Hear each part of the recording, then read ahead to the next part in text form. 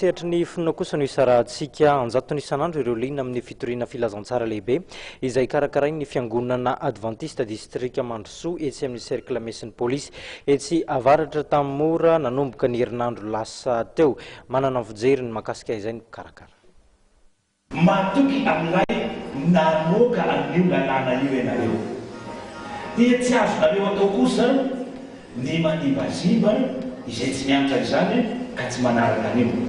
Vahoaka votom-pinoana ny malagasy porofon'izany mahatratratra amin'ny efajato isan'andro ireo mpino avy amin'ny antokom-pinoana maro samihafa ao amin'ny fokontany avaratra tamora Ampasan'ny Malo ary Tsiadana tonga nanatrika ny hetsika fitoriana filazantsara lehibe izay karakarain'ny fiangonana adventiste district Mandrosoa etsy amin'ny cercle mesin'ny polisy etsy avaratra Tanimora nanomboka tamin'ny 17 novambra lasa teo. Antananarivo ho an'i Kristy io ny lohahevitra nitondrana izao hetsika izao.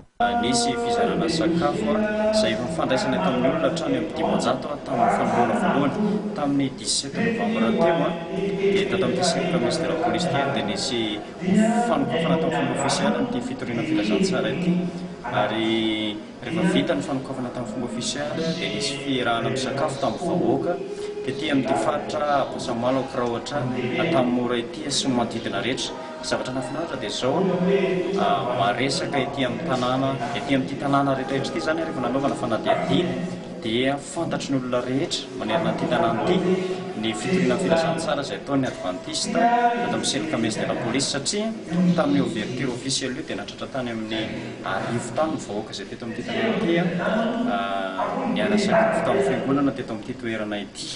Ny pasteur Arivo Richard no mitarika ny fampianarana soratra masina.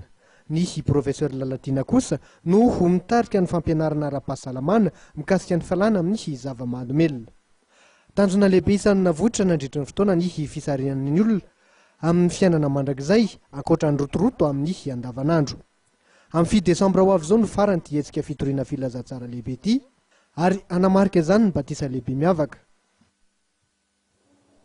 Zay ny kitoko lasitoko vavy ny mamarana ny vaovao-tsara ny fahitalavitra matv tamin'ity takariva ity isorana finoana nanaraka izany hatramin'ny farany ary azo adino fa ao anatin'ny vanim-potoana ny fampelezakevitra isika izany hoe manomboka androany ihany koa ny vaovao ny fampelezakevitra eto amin'ny fahitalavitra matv mamerina ny fisaorana toko lasitoko vavy ho amin'ny rapitsondray veloma tompoko.